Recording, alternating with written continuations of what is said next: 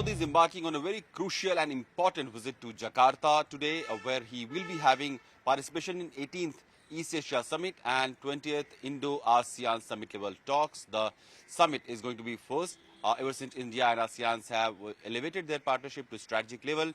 We know that there has been a lot of cooperation in the area of trade, people-to-people exchange, mobility, regional connectivity, issues of security cooperation between India and ASEAN. Another issue that India or other ASEAN nations also may like to flag up, the recent release of map by the Chinese side, which has included territories from not only India but also from other ASEAN countries. Their maritime boundaries have been shown as part of China, and this could be one of the issues that the leaders would like to raise.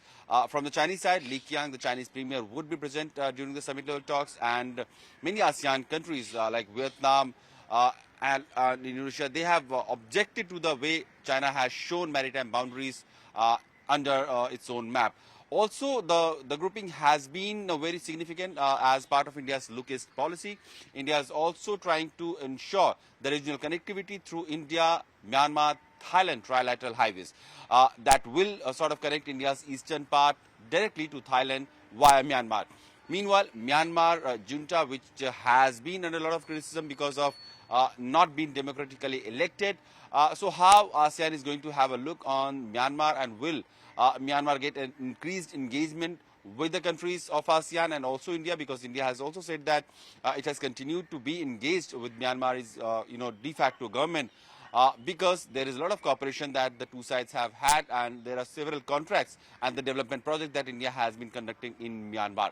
So in that context, it remains important to see how the regional cooperation and the issues of regional connectivity will be discussed.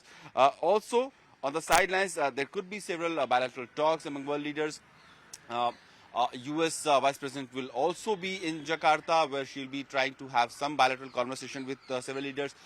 Joko Widodo, the Indonesian president, who is the current chair of ASEAN, will be coming to Delhi very soon, just a few days from now, to attend the G20 summit level talk that is going to be held in Delhi. So days ahead of G20 summit level talk, that will be kind of encompassing many important nations from around the globe. This ASEAN summit is also very significant because of its geographical location, its trade importance, and as a market and a potential as a manufacturing hub, how these countries could contribute to the global supply chain resilience. The trade has been steadily growing between ASEAN countries, and this is one of India's largest trading partner. Both sides are working to enhance economic linkages and investment and connectivity.